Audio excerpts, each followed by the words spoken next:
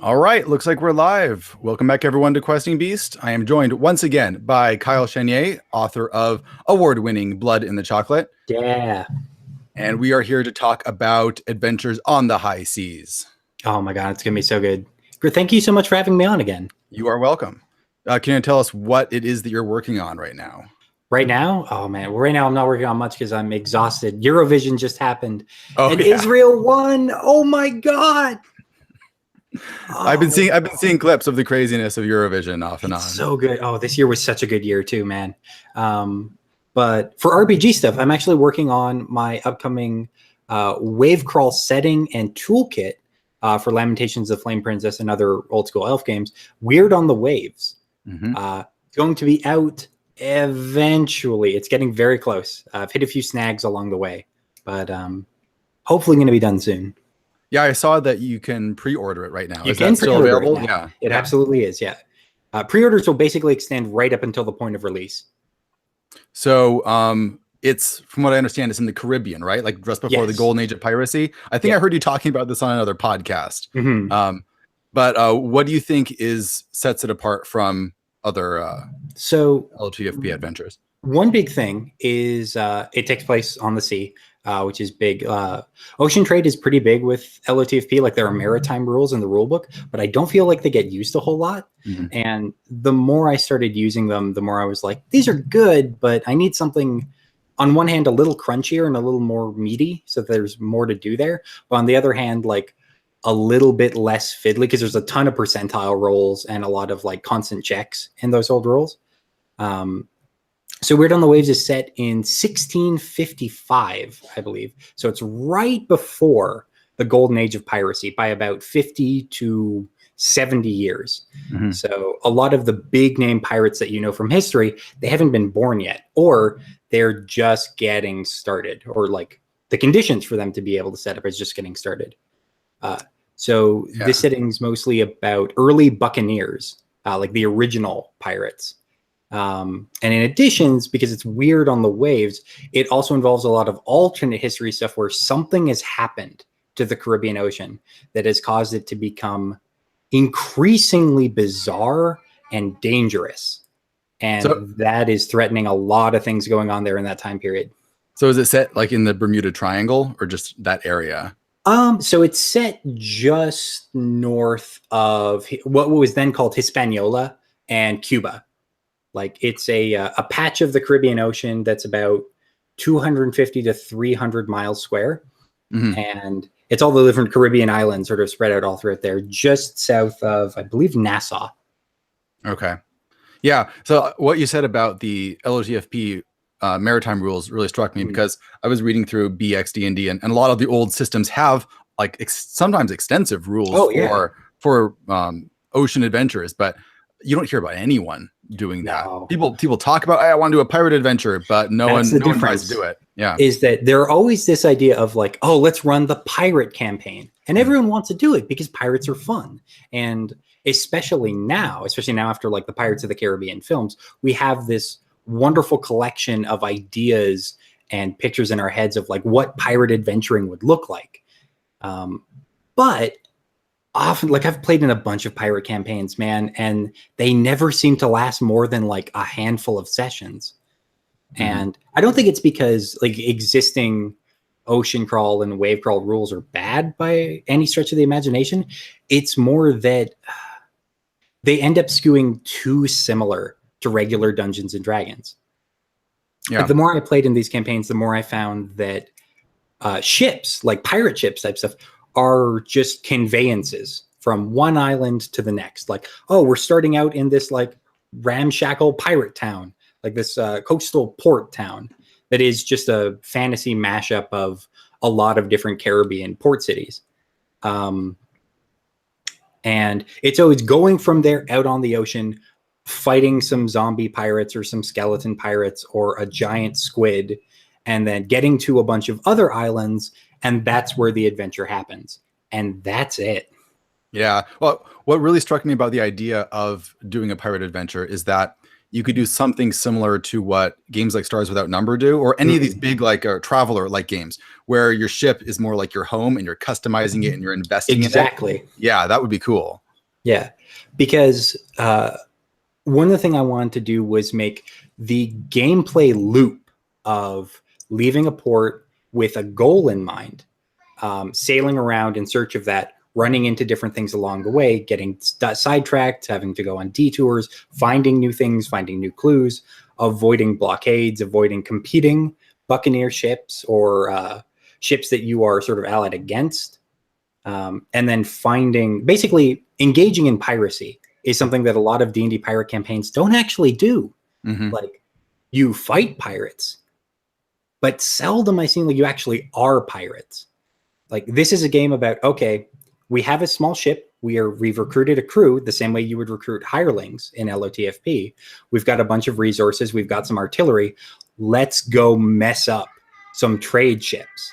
Like, let's go collect a whole bunch of treasure and let's see what we find out there. And you have this continuous loop of, we go out, we get sidetracked, but then we get back on track, fight a whole bunch of people, sink some ships, take their stuff. Then you are laden down with treasure. Now you have to get back to port or else you can't cash it in.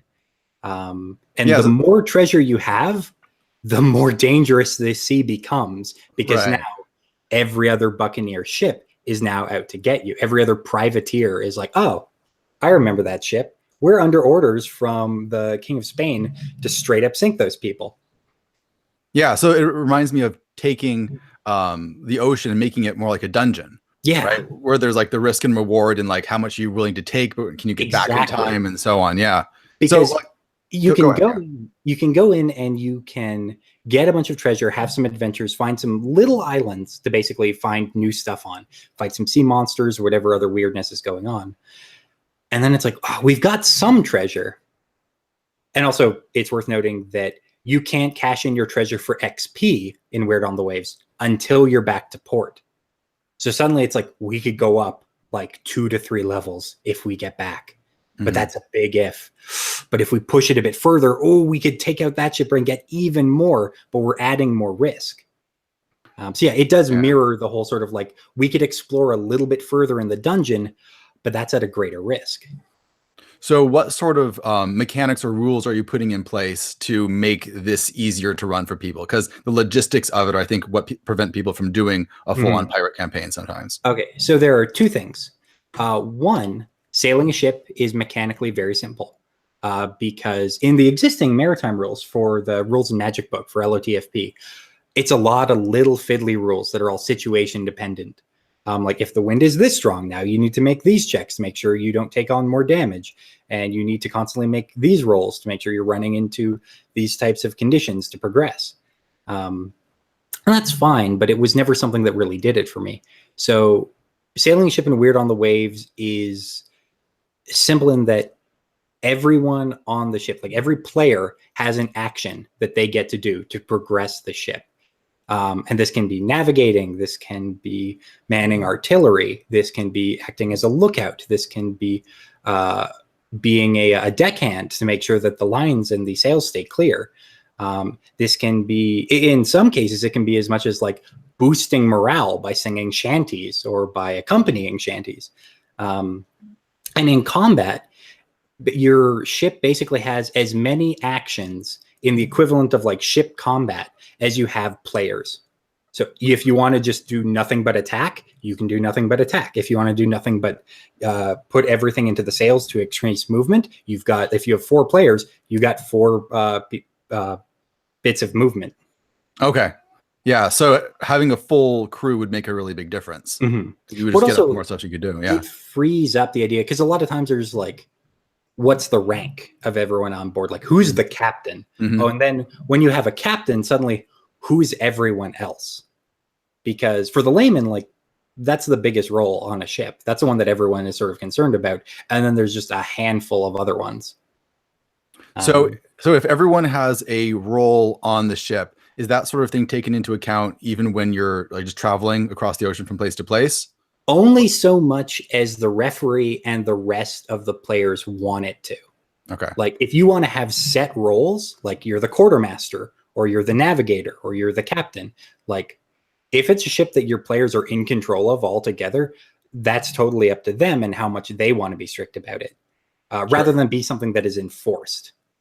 Yeah, because I was thinking of stuff like the Lord of the Rings game that Cubicle 7 put out, or even things like Dungeon World, where like whenever you're traveling, like everyone has a different job, and then if they mess it up, then there's different kinds of complications. And it's designed in such a way that like that everyone needs to contribute isn't rigidly enforced, so that like if there are players that just want to hang out until like something big happens or they run into an encounter, they don't need to contribute in a way that it's like you don't have to come to them and like, hey, what are you doing to move the plot along? And how do you improvise something to keep things interesting? Because like that sucks if you're not into that kind of game and it gets put on you.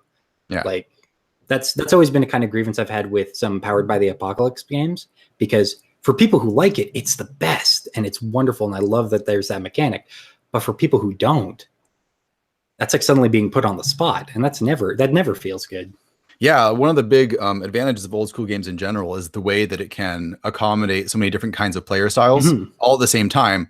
And it doesn't just like pigeonhole people into one particular way to play. Yeah. So it's nice that is there. It leaves it so that only when the chips are down and suddenly like, oh no, sea monster, or oh no, fishing, or oh no, like we need to do something or else we're in trouble, then everyone sort of needs to contribute.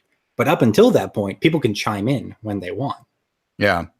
So talk about ship combat. How are you going to do, like big naval battles? So right now, some of the rules are a little iffy. They're not 100% complete. They still need more testing. So all of this is kind of subject to change.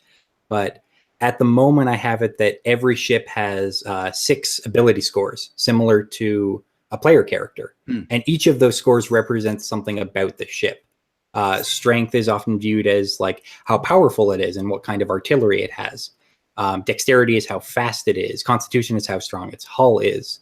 Charisma is how imposing it is, in terms of its decoration, in terms of its figurehead. Wisdom is, I should know this, I wrote this setting. Wisdom is often used for, I believe, how well you can sort of get out of bad situations, like sort of navigating, avoiding storms, avoiding patrols, avoiding blockades, things like that. Intelligence is used for raw navigation of like moving throughout a map, which you can use, I believe, with what I've written, again, still needs to be tested a bit more, to avoid a certain amount of random encounters. Okay. And so like when you're actually doing combat, would you use a hex grid? Is it like more abstract or? So on that scale, it's a little bit more abstract. There is a hex grid. Like there are 3 levels of hex. There's the big map, which is again, like each hex is, I believe, like 10 miles. There's a smaller one to that where you zoom in a bit more and each hex is 2 miles, and then down a little bit more and each hex is a 1/4 mile. But even a 1/4 mile hex, like that's big enough that can have a whole bunch of ships maneuvering within. That's why once you get down to that level, that's why a lot of it is a little bit more abstract. Okay. So like what kinds of, like, can you talk me through what a combat would look like between ships? Like how does it work tactically, like setting up broadsides and things like that? Or is it just kept more abstract like older D&D? It's a little bit more abstract. It's similar to older D&D in terms of like your players decide like, okay, there's a ship approaching. The referee will roll a handful of dice. It's this far away in terms of like feet or leagues or however it's sort of measured depending on how far away they are. And from there, the players collectively decide, okay, how do we want to approach this? And then if there are 4 players, they sort of put in their actions and then that all progresses on their turn. So if one people, it's like, oh, let's move alongside them and shoot the shit out of them with our cannons, like our portside or broadside cannons. You do that. A few people will roll to move it up appropriately. And other people will roll to hit. And with ships, it's actually opposed rolls on either side. Whoever gets higher wins. Okay. And then damage is just taken straight away from that, rather than have like a defense mechanic for ships. We got a question in the comments. Thomas wants to know, what are some ideas for when the player's ship gets destroyed? Does everyone drown, or can you go from there? Oh, you can absolutely go from there, because getting lost at sea and getting marooned at sea and getting stuck in the hull of a sinking vessel is absolutely a thing I want to cover. So if your ship sinks, if your ship loses all of its ship hit points, which is like one ship point is, I think, roughly equivalent to about 10 regular hit points. When it goes to 0, your ship basically starts sinking real fast. You have a number of rounds to get free of it, or you get pulled down along with it.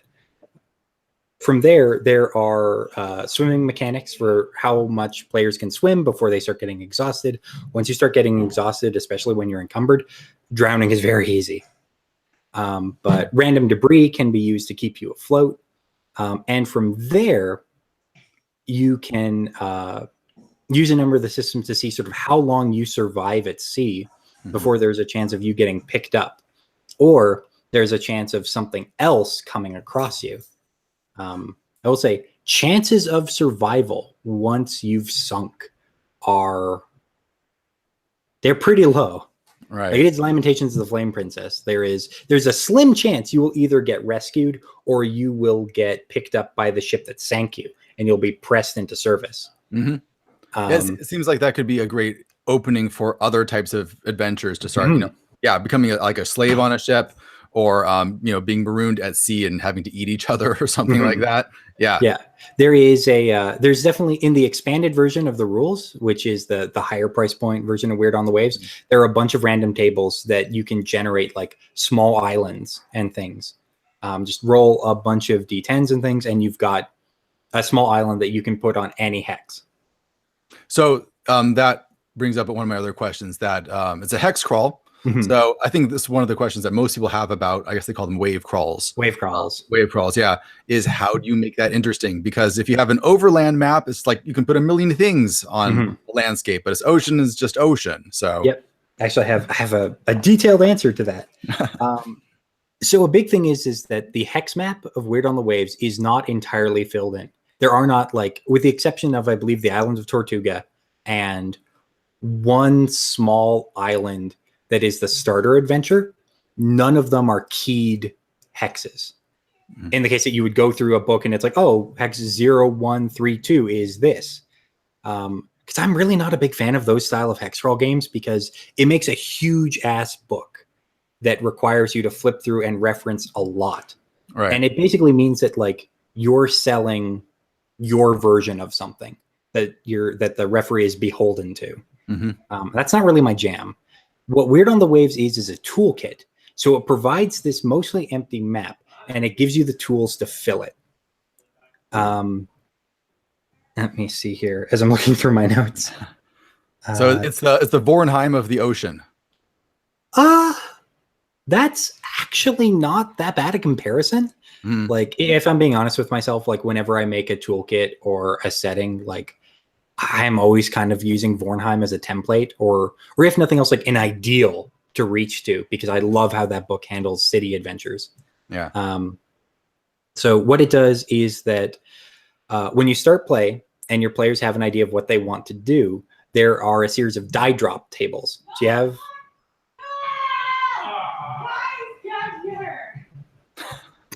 Everything okay? I think our neighbors are very excited about something. Wow. Okay. Sorry, everybody. There are die drop tables where you have a hex on this map. You drop a bunch of dice on it, and it generates the things that are in there. Small islands, patrolling ships, sea monsters, a variety of... There's like one dice that if it comes up a higher number, it's a weirdness result. Okay. And that result is basically a random encounter with one of the weirder monsters that show up in this book. So you generate a bunch of these hexes, and as a referee, you hold on to them. And as the players are growing, you can place them basically wherever you want, or you can randomly place them. And as your players go about their adventures doing the stuff that they want to do, you can throw these at them. And suddenly they come into one, and it's like, oh, there's something here. Right. I've done this basically because a lot of random encounters, especially in old school games, especially over not just wave crawls, but over like wilderness hex crawls. it always feels whenever you run into random encounters or you're running into a lot of other hexes and things, it's sort of, we're on our way to someplace. Do we stop to do this? Is this worth us checking out? And it's always this constant weighing of options of like, I don't know. Well, we've got a lot of stuff. We're doing something really important. Do we really want to check this out? And a lot of other people are like, no, of course we check it out. And you get your asses handed to you. And that's like, oh, why did we do that? Or it turns out to be you waste like 2 hours exploring that and it turns out to be nothing. What this does is it creates this sort of implicit space where if one of these hexes shows up for the players, they implicitly kind of know, oh, okay, there's some adventure over here. Let's check that out. Yeah. And these can be used randomly. Like, again, you can roll these all over the place and just pepper them throughout the map. And suddenly you have your own weird Caribbean Sea. Mostly because I didn't want to write a lot of stuff that like I would write and think was cool. I'd rather give other players and referees the tools to make something that they're going to really enjoy. I completely agree with that. I have a really hard time writing any sort of book that has a map where everything's filled in or keyed in already, because I'm going to change it anyway. And yeah, and I want it to match what my campaign has. So. Yeah, well, it's like, okay, one of the better hex crawl books available, especially from LOTFP, is Carcosa. And like I've read through a bunch of Carcosa, and it's pretty good and it's interesting, but like I'm never gonna run that book, man. Like there's no way a lot of my players are gonna be into that kind of play and into the kind of things that are in those hexes, because it's not that it's bad, but it's just it's not what I would write, and I know that it's not what a lot of people would have in their game because it's such a specific setting and everything is kind of locked in. Like I really like the idea of providing a toolkit for people so they can make their own stuff. And also have it be like fast and snappy, so it doesn't take you like months to come up with a game. Right. What types of encounters do you think would be ideal for like a wave crawl? Like off the top of my head, I can think like islands, monsters, other ships. Yep. So stuff that it will come up on the average table of this die drop table. You drop a handful of D6s, D4, and like a D10. You drop those on there. It generates a bunch of trade ships. So ships aligned with different countries, like trade ship from England. Then you have a trade ship from Spain. You have a trade ship from France. They're all going about their business, basically trying to get from one place to another to deliver their goods. That's what buccaneers and privateers prey on. That's what you want to fucking get, because they got that treasure that you need to level up. But then there are naval vessels that show up. So now you've got naval vessels from, again, those countries. They're armed to the teeth. But if you're from that country or you have allies from that country, maybe they'll leave you alone. And then there are other buccaneers. Some buccaneers will leave you alone. If you throw up the skull and crossbones and other buccaneers see that, it's like, that you also pirate? Us too. Cool. And maybe they'll leave you alone. But if they see you and you're really laden down with treasure, sometimes the temptation is too strong. It's like, but they got that stuff we need. So if you're talking about lots of different factions, like from different countries, so how does that work? Do you have like different factions, different motivations out there for different reasons?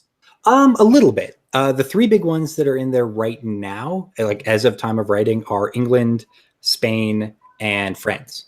Mostly because like those are ones that were very prominent in that time period. Like Spain and England were constantly, like certain islands in that area were constantly changing hands between the Spanish and the English or the British. Like Tortuga, the main sort of one filled in island off the coast of Hispaniola, that changed hands between the English and the Spanish so many times. Like at time of the event, when the adventure starts, the English have just gotten it back. So what about monsters? We have a question here that just asks in general, what kind of monsters are good for a nautical setting besides the classics, you know, like sea serpents and krakens and so on? Here's the thing. None of the classics appear in Weird on the Waves. Because if you have skeleton pirates and you have krakens and giant squids and you have sharks and other stuff, like they're everywhere. Every pirate setting uses them. I'm not saying that they're bad, because again, they serve a purpose, but like they're not in my book because everyone's already done them. It's not hard to come up with the stats for those things. What I have instead are really specific and incredibly weird ass monsters. They're still nautical themed, but are real different. For example, because that's one thing that actually takes up a bunch of the book is the new monsters. As I pull up the list of all of them. It seems like a big feature of OSR games is coming up with stuff that players don't recognize and don't immediately know how to deal with. So exactly. Like some of the monsters I have are, one is a big one that ties into a big theme of the Enfer. It's called the water tentacle. Have you seen the James Cameron movie, The Abyss? Oh yeah. Yeah. Similar to that, except there are lots of them. And they're still kind of curious in the same way that those ocean aliens were in The Abyss. Sort of using the water to make faces and shapes and sort of explore its environment. But there are a lot more of them, and they can also be pissed off. You also have creatures like the uber whale. The uber whale is a giant whale with teeth that is the size of a skyscraper. You can fight it, but more likely you will get swallowed by it. And then you can explore its insides. It is a mobile dungeon that you can explore. That is awesome. There's also the ocean skein. It is a floating bit of almost bioluminescent matter that basically skims across the ocean. And it's this weird glassy bit of just temporal distortion that is sentient, and it tries to leech away the potential of things around it. So if you run into this thing, you can fight it with weapons and stuff, but it doesn't do much damage. And as it attacks you, it's drawing away things about you, like it de-ages you, or it ages you, or it reverses like parts of your character. But the thing that's important about it is when you kill it, it becomes inert and then forms a portal that is linked to some other place in the Caribbean Sea. So you kill one of these things fast enough before you're all like aged or shrunk or something, and suddenly you have a shortcut to a different part that is usually, it's randomly determined, but oftentimes it's closer to your destination, and you can just fucking steer your ship right into that and pop out of the ocean someplace else. There's also some real creepy ones. One that I'm especially proud of is a monster called the Scurvoid. The Scurvoid is a citrus mimic. Actually, I have a sketch of it here. There is better art on its way. I hear these old. Yeah. Okay. Yeah. They're literally like oranges and lemons and other things that have teeth that fight you.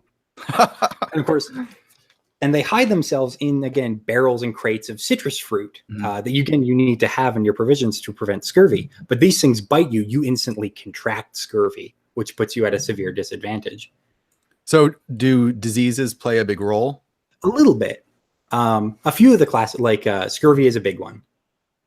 There are also, the ocean madness is another. Those are the two big ones right now, but a few others will probably make the list before the end of it. But yeah, because especially when dealing with monsters and with dealing with other pirates, there is always a chance that you may contract diseases. And they hinder you along the way. They seldom kill. It's mostly a way of like switching up play so that there's more of an impetus to get back to port quickly. Because again, they make it harder for you to fight. So if you do run into something nasty, it's that much harder and you run the greater risk of losing everything. Because you can recover more easily at port, I assume, absolutely, right? So yeah. just as an element of time pressure, basically. Exactly. That's great. Michael Prescott asks, how do you give sea descriptive texture to prevent just the perception of it always just being, a glassy ocean? So there are there's basically one big random table that is in the equivalent of like the DM screen for referees of this game, that has weather, it has conditions, and it has the color of the sky and the color of the sea at that time, and sort of how best to describe that to make it more interesting. That's really great. That's something that I would use a lot. In fact, I wish more open world games had stuff like that. Yeah. Weather plays a big factor as well, because weather can impact sailing speed. But also because, again, this is the weird on the waves, there's all kinds of strange, eerie, supernatural stuff going on. So again, like how the ocean looks and feels a little bit more different. Like there's a purple cast to everything as lightning flashes in the distance. And as you see the spray of the ocean come up towards you, it seems almost to go in reverse, as if things are strangely inverted. Like there's a bunch of little descriptors that you can roll on to get. That sounds cool. Oh, Michael also wants to know, how do you handle navigation? So do you just go hex by hex, or do you take into account wind speed and things like that? So basically it all depends on the pace and flow of the session, and also basically what the players are trying to accomplish. Rather than, you can go hex by hex if you really want to. The rules to do that are there in the book. But whenever I'm doing hex scrolling, I always find that's kind of tedious. Like, I get that there are a lot of people that like that, and I want to have that option. But as it stands, the rules allow for, we want to go to this place, and you just skip over a number of hexes, where all the players will make a sailing check. And then depending on how many successes versus how many failures, you get a certain number of hexes along in your journey, consuming resources as you go. And basically until the referee thinks, it's like, okay, well, there's been enough failures now to tally up to this. Now they run into stuff. Or, okay, well, there's like mostly successes. They get where they're going unaccosted. Because again, a lot of those things may come to play later on in the session once they have treasure. Yeah, absolutely. I think I would prefer to run things that way, just because if you're going on a really long journey, you're like, okay, we got all the way here. Now we need to go back, and it's going to be, hours of real game time slogging through each hex. Exactly. Because like I've had it in the past through testing where when I was doing it hex by hex, we would get through like 2 hours of play, and some interesting things would happen along the way, but we were not even close to what we wanted to do, to where the players wanted to go, or even close to what they really wanted to accomplish. And I thought, it's like, well, this is fine, but it could be better. I want like a nice middle ground between sort of the nitty gritty hex by hex exploration of a lot of OSR type stuff, and the more breezy narrative focused feel of a certain amount of like more new school games, like the way overworld travel is handled in 5th edition. Where unless you're a big stickler for rules, it's sort of glossed over again until something of note happens. So another question, magic. Do you have new spells for this version? As of right now, there are no new spells. Okay. However, there is a number of new random magical effects that can take into place. There are also a bunch of new random tables for magical misfires. Okay. So this game takes a certain amount into account the new LOTFP magic system that came out of Vaginas Are Magic. So there is a new custom spell misfire table. Because I love that magic system, and I think it's really, really fun. And this adds a more sort of weird nautical flavor to that. Because again, if you're slinging spells a lot in such close proximity to the ocean, there's a wide variety of weird stuff that can happen. Like huge portions of the ocean could suddenly rise up or invert or turn to ice, or Weird on the Wave sort of treats the Caribbean Ocean as a living entity. Like, as the referee, you are playing the ocean. And for a variety of reasons that are explained in the book, the ocean's kind of pissed off. So yeah, if you misfire a spell, the ocean is like, oh, I saw what you were trying to do. No, it's not going to go the way you thought. And the ocean gets to have its sort of revenge upon you.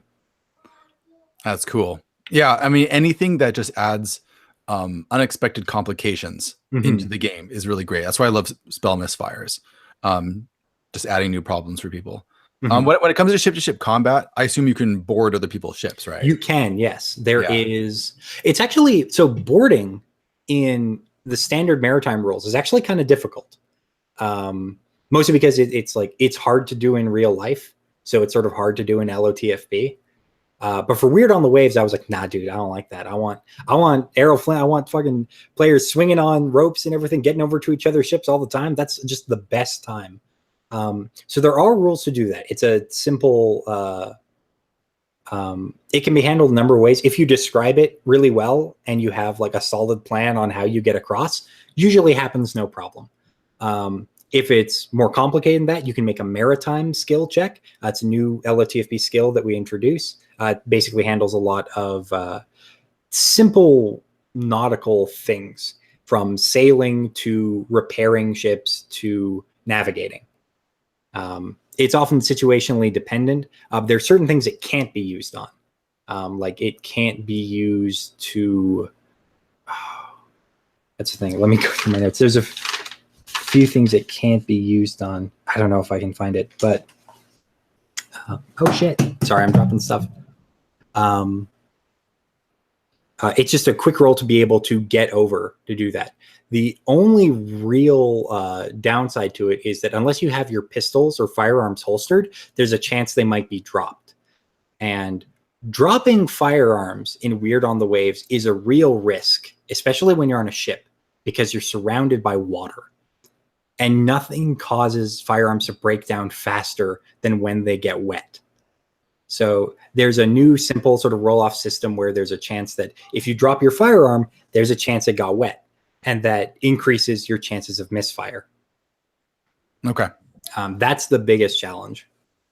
Yeah, it's going to be interesting. Does the time period of Weird on the Waves, is it a little bit farther on than the standard time period for LOTFP? That's what I thought, yeah. There's sort of the standard types of pistols that the Rules and Magic books recommends for that time period. And then there's on the other end, there are, I believe they're wheel lock pistols.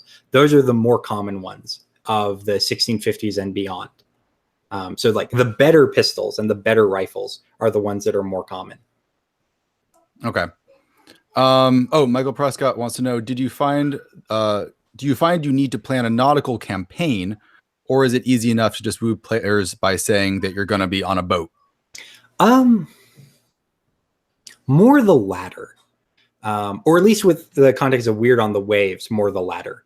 Because it more sets up a map, the mechanics of sailing, exploring, and plundering, and a variety of weirdness going on to add extra flavor and extra complications to things.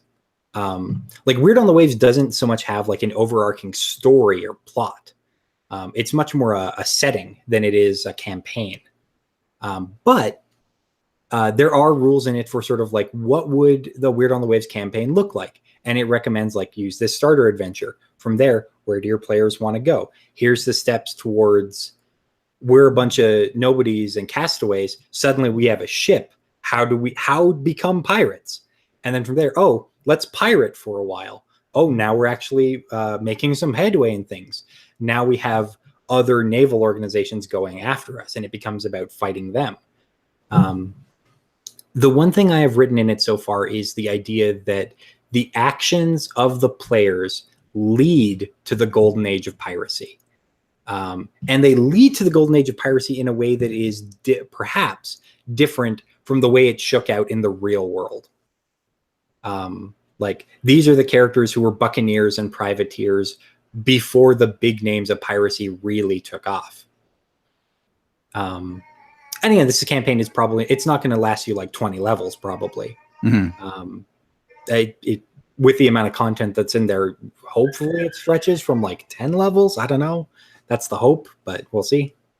Something I really liked about that was I was reading The Weird That Befell Drigg Bolton, which is that adventure for Dolmenwood, and it had something similar where it's a very open adventure where things can happen in any order. But it started out with, here's 4 different ways that you could set this up, and 4 different ways that like it could come out in different ways depending on what happens, just to allow referees to theme it the way that fits their campaign best.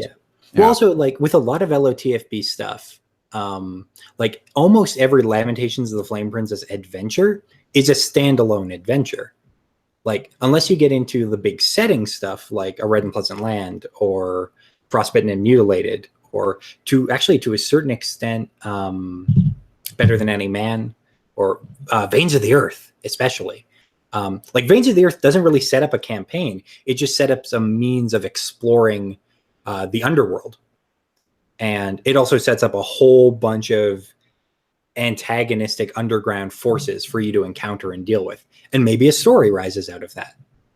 I'd much rather leave sort of the storytelling and the idea of like setting up what a campaign will be about up to the player, because every group is different. Sure.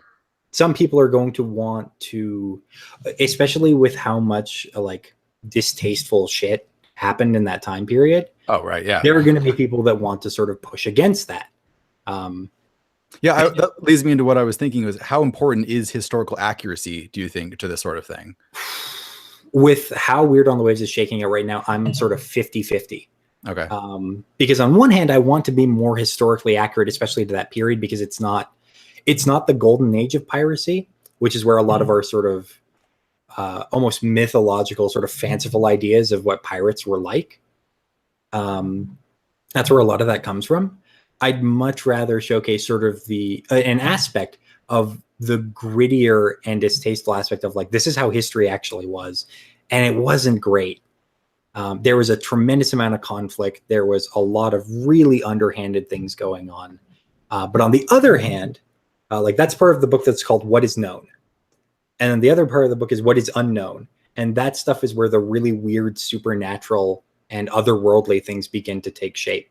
And through that, it's my hope that like referees and players can sort of lean into that you have enough historical setting stuff to ground you. And then the supernatural stuff you can lean into to sort of like elevate that, or to shift it towards a position where if you're not into the history, you can slowly start to push away from it and disregard it. Yeah, that makes sense. Let's talk about boats. Yeah. So is there like a variety of different types of boats, and like, can you customize them? What can you do? Absolutely. So boats can be leveled up. Each of those 6 ability scores, you can spend money and resources into bumping them up. And you can buy specific boat items to make them better. Like you can buy advanced fishing gear to make fishing easier, because fishing is a big way of accruing provisions, which you need to live off of it while you're at sea. There are diving bells, which I'm excited about because it introduces some underwater play. Because, oh man, I have wanted to like play in a game where there is underwater stuff going on. And it always feels like there's always underwater combat and underwater rules. For a lot of role-playing games, I've never seen them used. Like even in nautical games, even in pirate campaigns, there's never a point where we have to go underwater. We got to see what these mer people are doing. It's like, oh, well, they come onto land a little bit, or like they get onto the boat and stuff. It's like, no, I want to go swim underwater and find out what's going on. That does seem to be one of the most requested things for a D&D campaign. Like even when Patrick Stewart wrote Veins of the Earth, we had all these people saying, this is cool, but would have been great if it was underwater and stuff like that. Well, the truth of the matter is that the realities of playing underwater games using a lot of rules that are written, the game isn't well set. Like LOTFP and a lot of other old school games, and especially new school games like D&D 5e and Pathfinder and so on and so forth, they're not well set up for that kind of play because being underwater hinders you so bad. And unless you lean heavily into magic and having like, oh, you can breathe underwater, or you have like a bubble helmet of magic filled with air that you can use, like unless you're using a lot of that, like exploring underwater kind of sucks using those rules. The hope is that Weird on the Waves will provide at least a little bit more of these simple rules that will make it easier or more approachable, at least. Is there a lot of information about what could be underwater? Like we have a question here just talking about sea depth. Is knowing where the trenches are, does that make a difference? Is there weirder stuff in certain places? No, it doesn't. Unfortunately, it doesn't go that deep. It's more setting up these rules and in a way that it becomes very easy to go under. And it provides a number of things where it's like, here's what might be down there in both random tables and a little bit of setting stuff. But aside from that, there's not a lot of like setting material to Under the Sea. Once the book's finished, I'd love to write that. I don't know it's going to make the cut into the book as is right now. Yeah, the first person to do a really comprehensive underwater campaign is going to be have the niche all to themselves, basically. I want to do it so bad, but it's a level of writing that I don't have unfortunately, with the deadlines I've set for Weird on the Waves, I don't have the time to write that in there. Well, again, without the book being just huge. Right. Let's see. Let's take one last question from Michael again. How delicate and vulnerable do you like your boats? Kraken, smashing them, or are they pretty sturdy and just the PCs are being shot at? So it depends on the size. The more I played around with having like statistics for boats, the more I realized that a lot of my players had no way of differentiating different types of naval vessels. Like when you say it's like, oh, you're on a brig. Okay. Oh, and that vessel over there is a sloop. And over there is a quadrimere. And your players are like, what? Show us a picture. Fucking, we don't know what these words mean. And that's the case with a lot of things, is that like, especially for me, because I am not tremendously well versed in the history of this stuff until very recently. Like I didn't know a lot of the differences between these ships. It's like, oh, it's a pirate ship. It's got that many sails. So Weird on the Waves has a size category of ships. There's tiny, there's small, there's medium, and then there's large. Tiny are like rowboats and rafts and other things. Small is sailboats to slightly larger sailboats. Medium is your average size sailing to pirate vessel. So that encompasses a lot of different types of ships. Large is where you get into your galleons and your trimeres and your bigger ships that are meant for either massive trade or warfare. And each of those have distinct statistics. And then beyond that, there's like a list of all the different types of ships. And then they add little modifiers and things to those like 4 to 5 core ship stat blocks. Because that makes it a lot more approachable for players to keep track of. I completely agree. I was a little while ago trying to figure out prices for ships for some reason in the campaign I was running. And I went down this rabbit hole where it's like, there's like 50 different kinds of ships. And even though the ship has the same name, they're all different sizes. So here's an important thing, is that Weird on the Waves has price lists for some of these ships, but those are mostly there to count as either for experience for captured ships or for selling ships, because oftentimes, especially in Weird on the Waves, if you're playing buccaneers and privateers, you're not buying ships unless it's like a private sale between 2 buccaneers. You're capturing other people's ships and then it's yours. If you want to try and build a buccaneer armada using captured trade ships, you can do that. It's hard as hell and it's a lot of info to track, but you can do it. If you can recruit the necessary crew to keep that going, it's an option. Mostly because the idea of going in D&D or similar games and like buying a pirate ship always felt kind of odd to me. Mm-hmm. It didn't seem to line up with both the history and also the mythology of it. Yeah. And especially given the time period, like purchases on that scale, like people tended to not like carry cash around to like buy a pirate ship. Yeah, it was almost always navies. Yeah. Or envoys of merchants.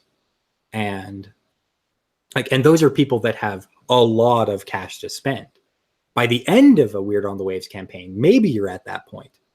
But until then, if you want another ship, you pluck it from the ocean and you take the risk of fighting a crew of people to seize it.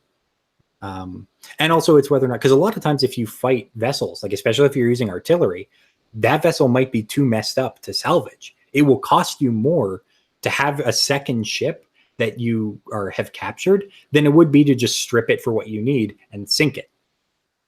So that's sort of a trade-off. It's like, can we capture it without damaging it too much? Great.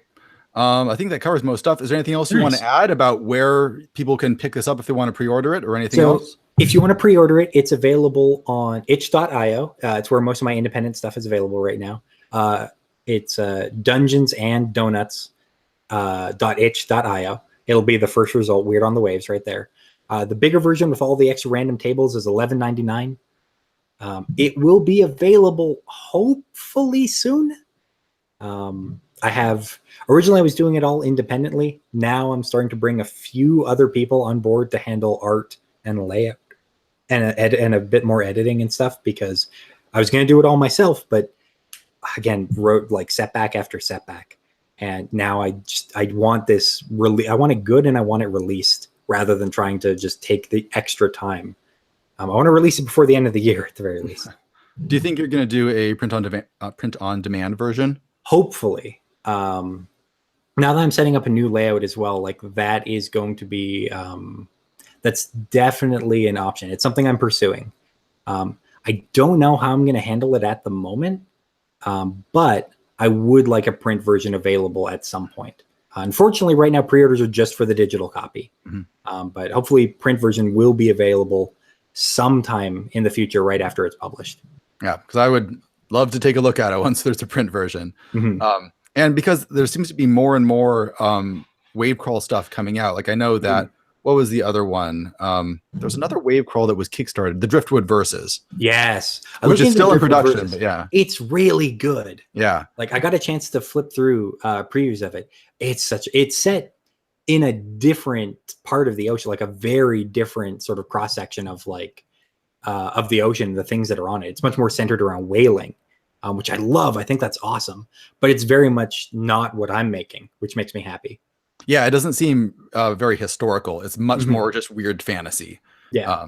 Yeah. And also like with Weird on the Waves, I really want to amp up the tropical feel of it. Great.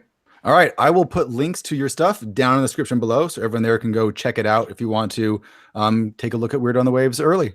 Nice. All right. Again, thank you guys so much. Thanks for having me on, man.